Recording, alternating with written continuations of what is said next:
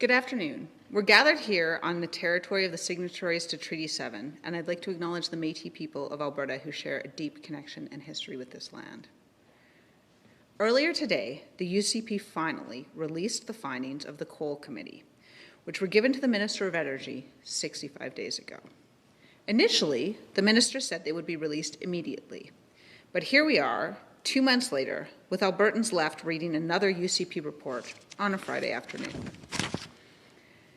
In fact, it was a Friday afternoon before a long weekend when the UCP announced that they were repealing the Lougheed coal policy, a decades-old policy that protected our mountains and drinking water from open pit coal mining. With a stroke of a pen, it was gone. Albertans weren't consulted on these changes. In fact, it turns out the only people consulted were the coal lobby and foreign billionaires. What ensued was a backlash from Albertans of all walks of life. People living in cities, rural communities, farmers, ranchers, Indigenous leaders, and country music stars all speaking out against the UCP's plan to rip up our mountains. Signs popped up on lawns, bumper stickers appeared in vehicles. There was even a country music song about the value of our mountains. The only people surprised to discover that Albertans objected to the UCP plan to strip mine the Rockies were the UCP. According to a survey last year, more than 90% of Albertans said they do not support expanding mines in sensitive areas of the mountains. A recent study published by the University of Calgary School of Public Policy revealed environmental risks and liabilities far outweigh any economic benefits. Even then, the economic benefits appear to be very limited, and coal mining the Rockies will have negative impacts on downstream industries. Strip mining the Rockies won't just hurt our future, it will hurt investment and jobs that we have right now. Fortunately, thanks to Albertans coming together to push back the threat to our environment and our economy, the government backed off. They introduced a ministerial order banning coal mining in Category 1 and 2 lands and formed a committee to consult on, quote, a path forward. That brings us to today's news. It's clear from the report that Albertans do not want their landscapes ruined or their water sources poisoned. Albertans do not want coal mining in the eastern slopes. And while this comes through clearly in the report, the UCP's actions are totally inadequate to protect our mountains. And reinstating the coal policy and keeping it as a ministerial order are not enough. Both can be rescinded in secret with the stroke of the minister's pen. And we've seen it before. That's how we got here. The UCP already tried to lift the ban when they thought no one was looking. The minister could easily try this again by unilaterally rescinding the policy in the ministerial order.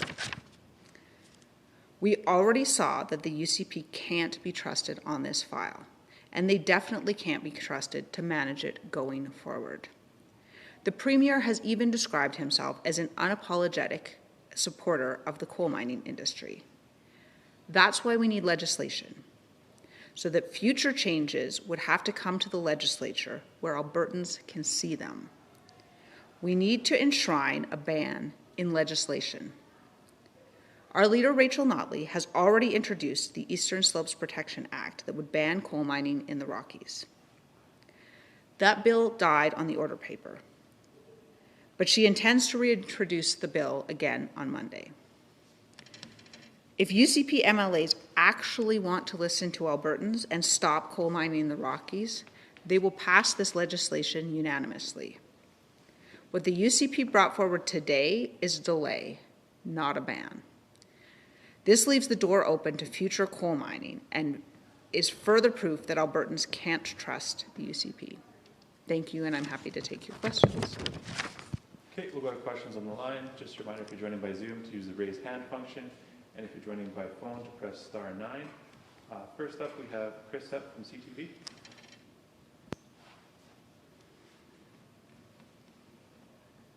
But I'm just curious your thoughts on the Premier's announcement today that there'll be some sort of energy rebate to Albertans given the high energy prices right now. Do you think that's a good idea? Or if not, how would you approach these, especially when it comes to gas prices and other things getting so high?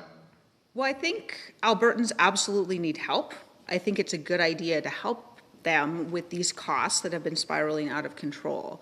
I think the major concern is that we've seen this show before from the UCP. The Premier promised them help with natural gas prices, and then he introduced a fake program. The program wouldn't have applied to anyone in the past. It doesn't apply until October, and even then, it's unlikely that it will ever apply to more than a few. So I think certainly Albertans need help. I don't think they can trust the UCP to help them. Follow up, Chris? Well, yeah, I guess on that note, what would it take for it to be real? Because taking your point about the natural gas rebate, because others said that too, it's not going to kick in. It seems kind of artificial. What's tangible? What would they have to do for you to say, okay, that's legitimate help to people? Is there a figure, or is there a certain way of that being instituted? What are your thoughts?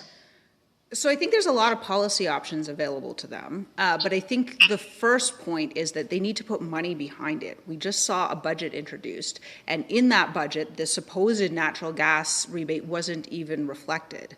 And so they need a real policy with real money behind it. They could bring in rebates, they could bring in rate caps, there's any number of ways forward. But they need to move on a number of fronts. Certainly utilities are one of the ways they have impacted Albertan, but they've also raised tuition, they've raised interest on student loan payments. They allowed insurance rates to go up out of control with no proof that they needed to go up more than 5% a year. So I think there's a number of things this government can do, but so far all we've ever seen from them is bluster and no action. Okay, we'll go to our next question. It's Josh Aldrich from the Calgary Herald. Thank you for taking my question. My question is regarding the advanced projects that will be allowed to continue through the regulatory process.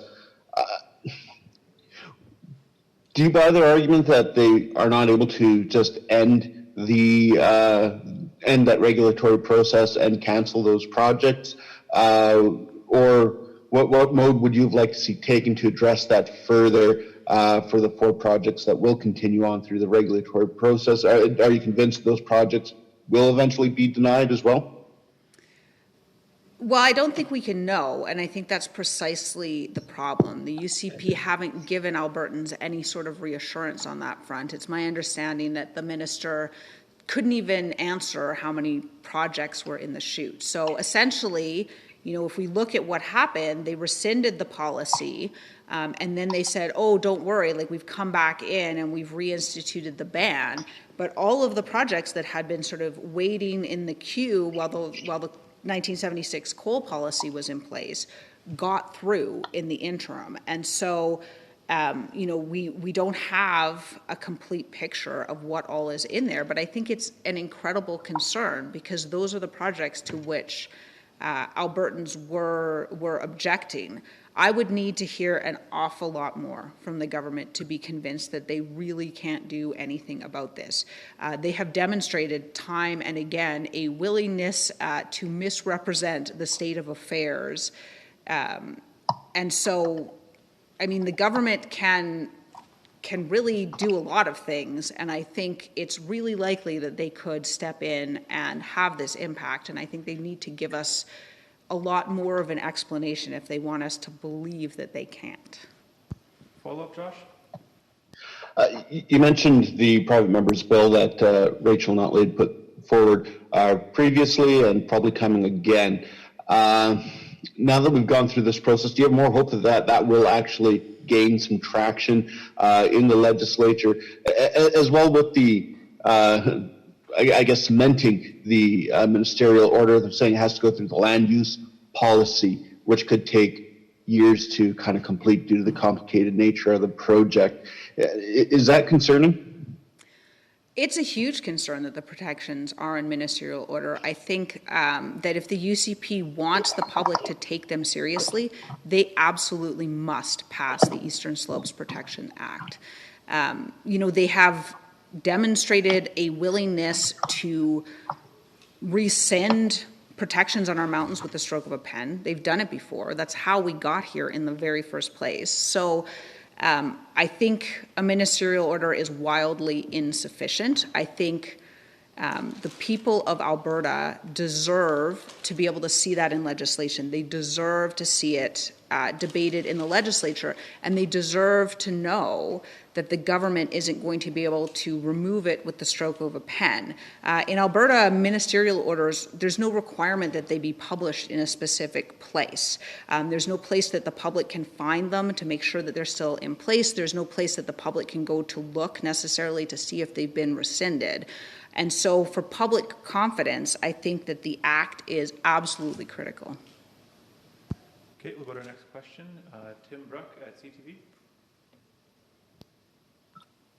Hey, yeah, I just want to kind of expand on that a little bit. Are you implying that you think the UCP is going to roll back these protections once again, or are you just saying Albertans need to be on the lookout for something similar happening? I think what I'm saying is that they have a demonstrated history of being willing to rescind these policies on a Friday afternoon because that's how we got here in the first place.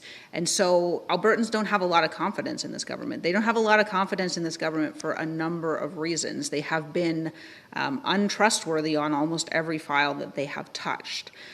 So I don't know what they're going to do in the future. I don't know if they'll rescind the ministerial order or not, but I think Albertans care deeply about this issue. They care deeply about protecting our mountains and protecting our water, and they deserve to see protections in a place where they can keep an eye on them.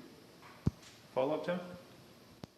Yeah, just expand on that a little bit more. So you're saying more or less you like this announcement today, you'd just like to see legislation instead of this ministerial order. Is that correct?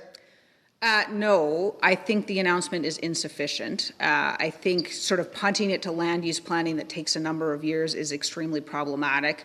I think a ministerial order is definitely insufficient to hold this government to account. And I think the fact that they've let those projects that they let through by rescinding the 1976 coal policy in the first place, they got through specifically through the actions of this government, and then refusing to do anything about those policies and taking the position that they can't do anything about those policies is all extremely problematic.